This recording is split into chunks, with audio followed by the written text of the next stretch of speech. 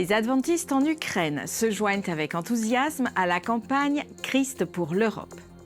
En Albanie, cette initiative Christ pour l'Europe est enrichie de temps de culte, d'études de la Bible et de baptême.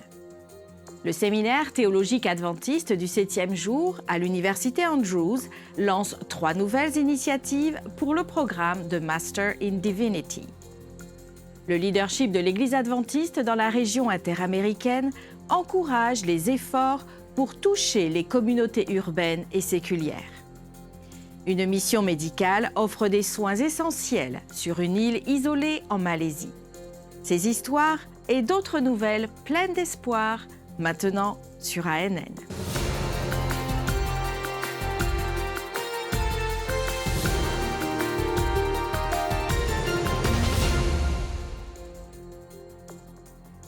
Dans le dernier épisode d'ANN, nous avons été témoins de la collaboration entre la Radio mondiale adventiste et les membres d'Église sur plus de 1500 sites à travers l'Europe pour l'initiative Christ pour l'Europe.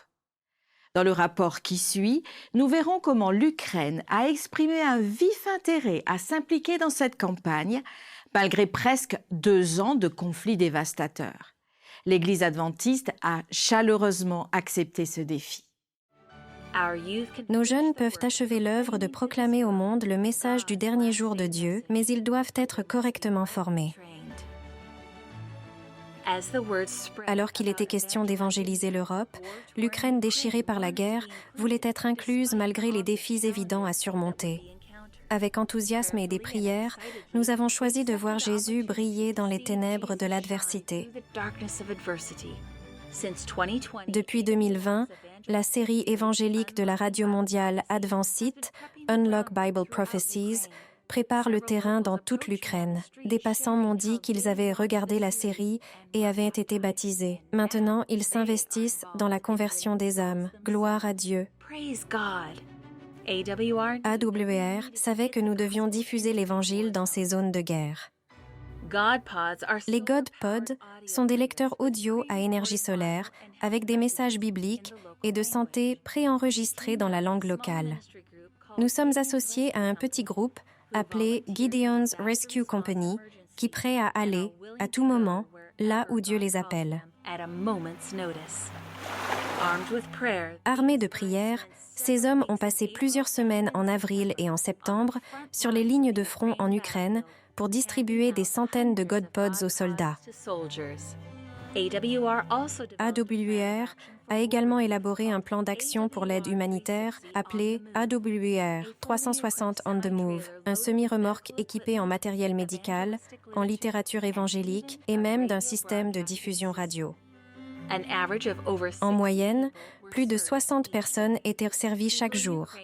Les Ukrainiens se sont adaptés à des circonstances extrêmes où un morceau de pain constituait le repas de toute une famille. Sous les explosions violentes des bombes, les examens d'entrée à l'université devaient être rédigés et les pasteurs se rendaient à leur église. À un moment, un mari dîne à table avec sa femme et de ses enfants. La seconde suivante, il est allongé parmi les décombres dans la rue avec de nombreuses fractures. Sa femme, son fils et sa fille ne sont plus. Il est seul et a besoin d'espoir et de réponse pour supporter une telle douleur. Le pasteur Mackey a pu partager des paroles de guérison et d'encouragement alors que le jeune homme s'est avancé pour le baptême. Dieu a placé AWR et ITM aux bons endroits au bon moment. Dans l'avion, un étranger charitable a donné $100 à Bill Hay, un intervenant de AWR. Cette somme a été remise à une famille de réfugiés qui n'avaient rien et vivaient dans une église depuis 18 mois. Avec Christ pour l'Europe, des sessions de formation lors de rencontres d'évangélisation ont eu un impact sans précédent. L'Allemagne a accueilli plus de 600 participants lors d'une seule session de formation. À Prague, Ted Wilson prêchait à une salle comble chaque soir et de nombreuses âmes se sont converties. À l'église centrale de Charnevtsi, en Ukraine, 125 à 150 personnes venaient chaque soir. En quoi ce nombre étonne? Il est surprenant car 75 à 100 visiteurs étaient tout nouveaux, soit environ 2/3 des visiteurs n'avaient jamais entendu les vérités bibliques auparavant. En Angleterre, un miracle s'est produit lorsqu'il y a eu un conflit d'horaires avec des matchs de foot populaires fréquentés presque comme une méga-église. Dans le labyrinthe de la circulation, les chercheurs de vérité ont trouvé leur chemin vers l'église où le président de la NAD, Alex Bryant, et Philippe Baptiste prêchaient. Des baptêmes et le réengagement des membres ont suivi. L'Esprit Saint surmonte tous les obstacles. La récolte est mûre en Irlande. En assistant à un défilé de la Saint-Patrick, un pasteur pentecôtiste a reçu un livret sur le christianisme en Irlande et ce qui s'est mal passé pendant le Moyen Âge. En voyant l'annonce de notre série évangélique dans le journal local, « La religion, qu'est-ce qui a mal tourné ?», le pasteur savait qu'il devait y assister. Toute son Église l'a rejoint après avoir annulé leur propre programme. La vérité du sabbat a eu un impact profond et plusieurs ont déjà exprimé leur désir de changement. Dieu a parfaitement associé la spécialiste du marketing d'AWR, Kate Nell, à une église remplie de jeunes en Ukraine. J'étais tellement nerveux quand on m'a demandé de prêcher en Ukraine. Mais vous savez quoi? Le Seigneur a vraiment permis que je sois utilisée puissamment, comme je l'avais demandé depuis l'année dernière. 29 âmes précieuses ont été baptisées, 59 autres le seront avant la fin de l'année. Ma mère m'a beaucoup manqué. Vous m'avez manqué aussi. Nous sommes des enfants de missionnaires et nous le ferons encore. Le séminaire théologique adventiste du 7e jour de l'Université Andrews lance 3 nouvelles initiatives qui impacteront significativement le programme de Master in Divinity.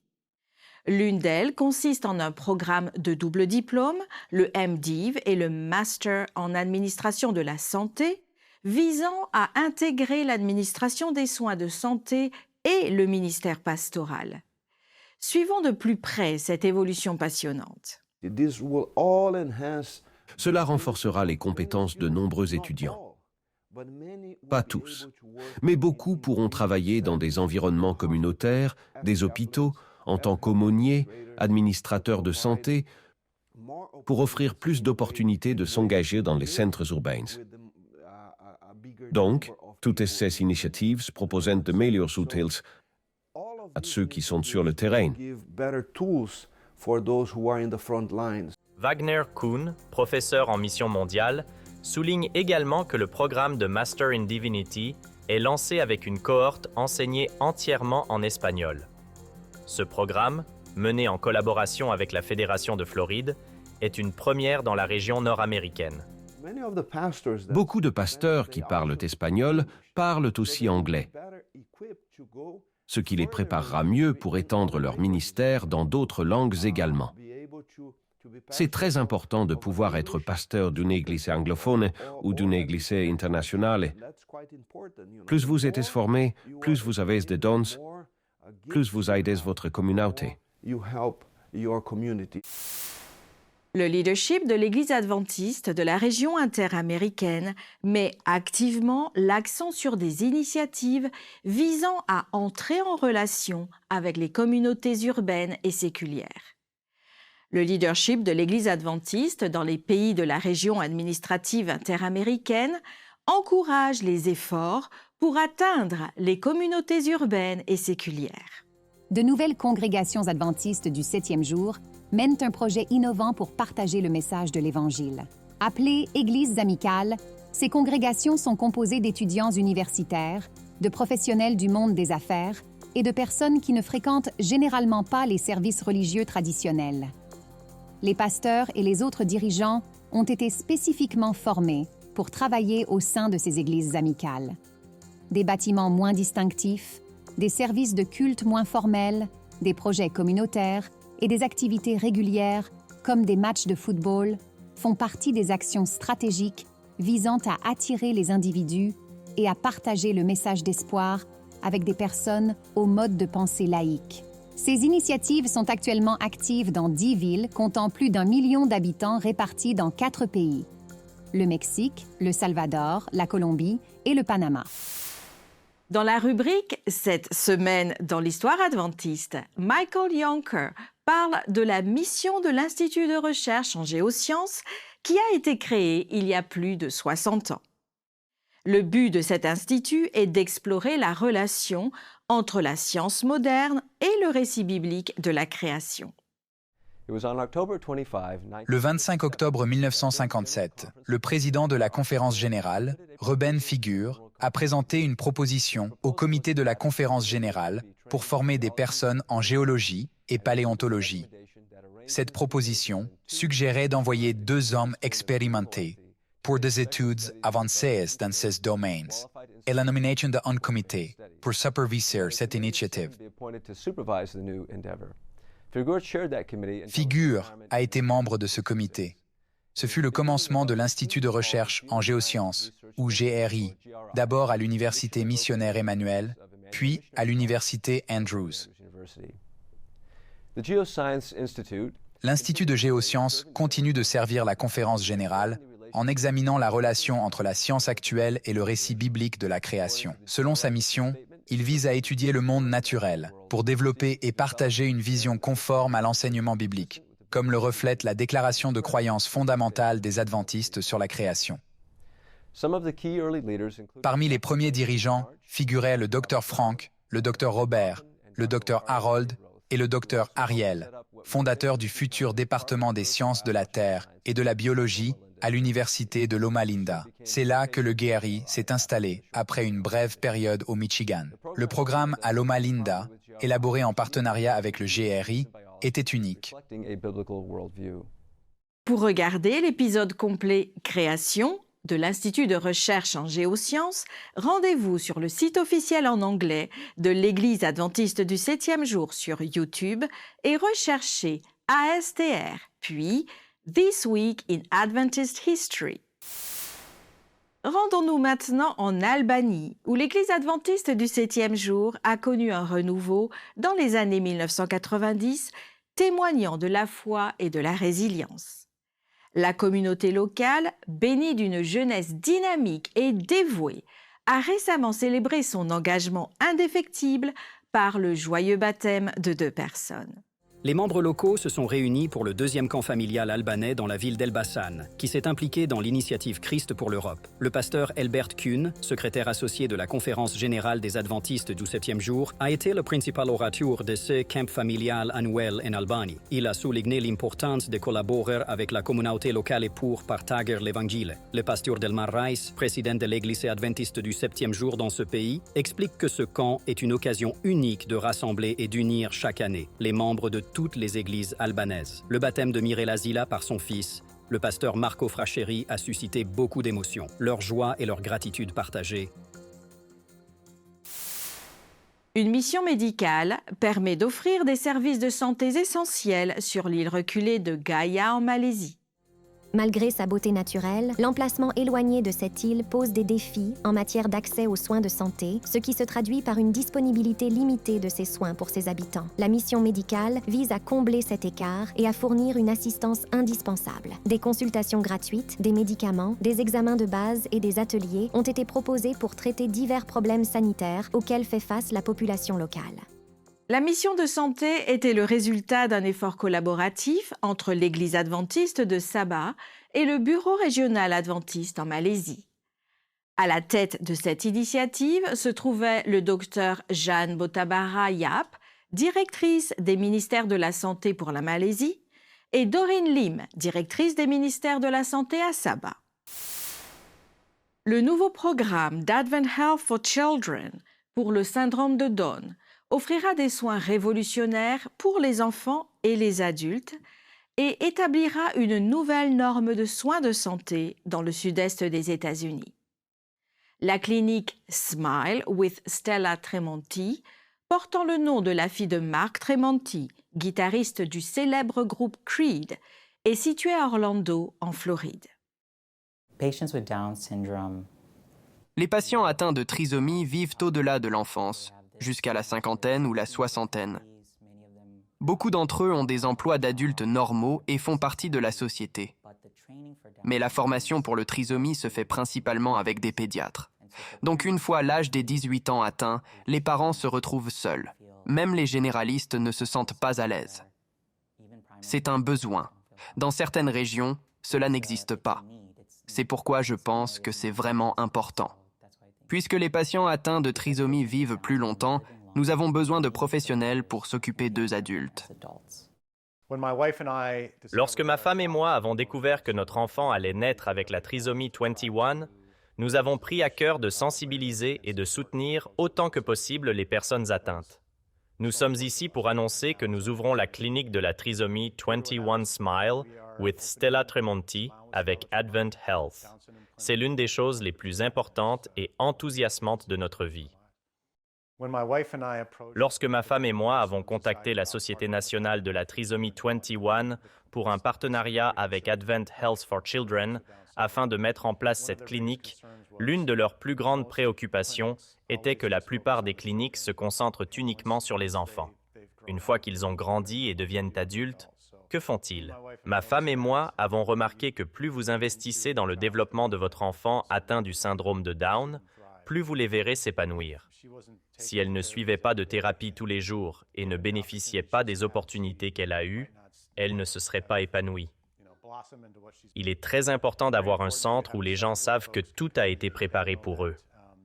Ce n'est pas si effrayant. Advent Health for Children lance le premier programme de syndrome de Down qui offre des soins médicaux aux enfants et aux adultes dans le Sud-Est. Je pense que pour les familles, ça peut être très accablant d'obtenir le diagnostic de trisomie. Pour une famille, gérer un nourrisson atteint et consulter plusieurs spécialistes est difficile. Advent Health for Children a déjà réuni tous ses spécialistes et l'équipe pour faciliter la vie des familles. Le patient et sa famille peuvent rester dans le programme tout au long de leur vie. C'est un gros avantage. Ils ne sont jamais exclus de notre clinique. C'est beaucoup plus facile quand ils sont petits, car vous avez un pédiatre, des premières étapes et une intervention précoce qui ouvre la voie. C'est beaucoup plus difficile à mesure qu'il grandit. Il n'y a pas d'aide claire, de chemin pour la transition. C'est notre combat désormais. Nous savons que notre vie entière sera entourée de spécialistes. Nous voulions nous assurer que nous pouvions changer de médecin qui lui conviendrait bien, qui comprendrait les problèmes liés à la trisomie et tout ce qui y est relatif. Toutes les pathologies multiples, mais en plus de ses connaissances, qui aurait de l'empathie et du cœur. Ça va être un soulagement, honnêtement, parce que nous avons géré cela nous-mêmes ces dernières années. Nous sommes maintenant à 5 spécialistes que j'ai pu un peu coordonner par moi-même, mais pouvoir avoir un endroit où aller et disposer de toutes les ressources dont nous avons besoin en un seul endroit sera merveilleux. Une aide humanitaire remarquable a été livrée avec succès en Ukraine dans le cadre du projet Espoir pour l'Ukraine. ADRA Roumanie a organisé le 74e convoi, transportant un total de 32 tonnes de nourriture, de produits non alimentaires, de livres, de vêtements et de chaussures, d'une valeur totale dépassant 55 000 $. Le soutien a été rendu possible grâce à un partenariat impliquant ADRA Espagne, le principal sponsor, contribuant à hauteur de 21 000 $, ainsi que le soutien de l'Église adventiste du 7e jour en Roumanie et de diverses autres organisations et instituts. Les 36 employés et bénévoles dévoués d'ADRA Roumanie ont collaboré avec les homologues d'ADRA Ukraine pour stocker les dons destinés aux régions de l'Ukraine touchées par la guerre. Depuis 1991, ADRA Roumanie est activement impliqué dans des projets de développement bénéficiant à l'ensemble de la population. Guidé par la devise « Justice, compassion, amour », ADRA Roumanie apporte joie et espoir dans la vie des bénéficiaires en promouvant un avenir meilleur, des valeurs et la dignité humaine. ADRA Roumanie fait partie du réseau international ADRA, une organisation humanitaire affiliée à l'Église adventiste du 7e jour. Elle figure parmi les organisations non gouvernementales les plus répandues dans le monde et opère dans plus de 118 pays. L'approche d'ADRA conjugue compassion et pragmatisme dans le but d'apporter de l'aide à ceux dans le besoin, sans distinction de race, d'origine ethnique, de convictions politiques ou de religion, le tout en harmonie avec une vision de servir l'humanité conforme aux Écritures. Est-ce qu'un assassin peut trouver la paix et le pardon? C'est ce que nous allons découvrir maintenant. Rencontrez le bourreau, un tueur impitoyable.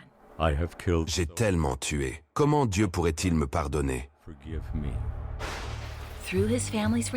À travers la radio de sa famille, Dieu a touché son cœur lorsqu'il a réalisé qu'il était la brebis perdue. Maintenant, armé de l'Évangile, d'un projecteur et d'une radio, il est revenu dans ces mêmes villages. C'est l'histoire de Saul moderne devenu Paul, un bourreau devenu évangéliste sauveur de vie pour Dieu. L'université Valley View au Ghana, qui a commencé dans les années 1980 avec seulement 16 étudiants, compte maintenant plus de 10 000 étudiants provenant de plus de 25 pays. Jusqu'à présent, l'université n'avait pas d'église sur le campus où tous les étudiants pouvaient se réunir pour le culte. Grâce à l'offrande du 13e sabbat, ceci est sur le point de changer, offrant aux étudiants la possibilité de participer pour la première fois à un culte collectif. Il existe près de 10 000 établissements d'enseignement adventiste du 7e jour dans le monde. Au Ghana, l'université Valley View est le summum de l'éducation adventiste. Elle est située non loin de la capitale du Ghana, Accra. Nous avons été les premiers à obtenir la charte d'une université privée dans ce pays. Nous en sommes donc conscients, d'autant que c'est le seul établissement d'enseignement supérieur confessionnel au Ghana. D'un petit département de théologie dans les années 1980, l'université Valley View propose aujourd'hui 43 programmes universitaires, de la licence au doctorat. Elle n'a commencé qu'avec 16 étudiants et en compte aujourd'hui plus de 10 000, originaires de plus de 25 pays. Gina est un étudiant du département de théologie. Il n'est pourtant pas issu d'un milieu adventiste. Je suis étudiant en théologie, niveau 4, deuxième semestre, et je suis l'aumônier des étudiants. J'apprécie le fait de pouvoir faire partie de la vie des gens, d'y contribuer. C'est le service à l'humanité sur le campus. Pendant son enfance, Gina a eu l'impression que sa famille n'était jamais en phase avec ses pratiques religieuses. Mon père, philosophe et politicien, était à la recherche de Dieu. C'est le milieu familial dans lequel je suis issu. Il a eu un intérêt pour la religion traditionnelle africaine et a touché au spiritisme. Mais il n'a pas pu trouver Dieu parce que, voyez-vous, il y avait en lui un vide profond qui aspirait à connaître Dieu. Il ne l'a pas trouvé dans la religion traditionnelle africaine. Gina a été marqué par la quête de Dieu de son père. Il est devenu chrétien à l'école secondaire grâce à un évangéliste qui s'est rendu sur son campus. Aujourd'hui, aumônier des étudiants à l'université de Valley View, son désir est de partager Jésus et d'adorer ensemble avec d'autres étudiants. Cependant, l'université n'a pas d'église assez grande pour accueillir les milliers d'étudiants. Actuellement, il n'y a que des petits groupes qui se réunissent sur le campus à cause du manque d'infrastructures. Vous savez, nous n'avons pas d'église, c'est justement le problème. Tout le monde espère une structure adaptée que l'on peut s'approprier et l'appeler notre église, mais il n'y a rien de tel ici. En 2011, l'offrande du 13e sabbat a permis à l'université de Valley View d'obtenir les fonds nécessaires à la construction d'une nouvelle église. Cette église sera suffisamment grande pour permettre à 3500 étudiants de célébrer leur culte ensemble. Bien que le bâtiment ne soit pas entièrement achevé, ils tiendront bientôt leur premier service religieux ensemble. Nous remercions l'Église adventiste du 7e jour, l'Église mondiale, de nous avoir aidés. Sans elle, nous n'aurions pas pu construire cet énorme bâtiment. Dans quelques mois, nous célébrerons le culte dans cette église. Pour la première fois depuis de nombreuses années, Gina et les étudiants de l'université adoreront ensemble grâce à votre contribution à l'offrande du 13e sabbat. Merci de prier pour l'université de Valley View et pour les futurs projets auxquels l'offrande du 13e sabbat contribuera dans le monde. Merci d'avoir suivi ANN. Rejoignez-nous la semaine prochaine pour plus de nouvelles du siège de l'Église adventiste du 7e jour. Saviez-vous que l'Église adventiste du 7e jour a une chaîne YouTube où vous pouvez regarder ANN Vidéo, ANN in Depth et plein d'autres vidéos étonnantes sur la prophétie, la santé et l'étude de la Bible? Cliquez sur le bouton « S'abonner » pour ne jamais manquer une nouvelle vidéo. Vous pouvez également nous laisser un commentaire ou un sujet de prière. Notre équipe priera pour vous 24 heures sur 24 et 7 jours sur 7. Avant de nous quitter, voici une bonne nouvelle tirée de 2 Timothée au chapitre 1 et au verset 7. Car ce n'est pas un esprit de timidité que Dieu nous a donné, mais un esprit de force, d'amour et de sagesse. Ainsi s'achève notre programme de cette semaine. N'oubliez pas que vous pouvez toujours visiter adventiste.news/fr pour des nouvelles quotidiennes et des vidéos. À la semaine prochaine pour d'autres nouvelles de foi, d'amour et d'espérance. Que Dieu vous bénisse.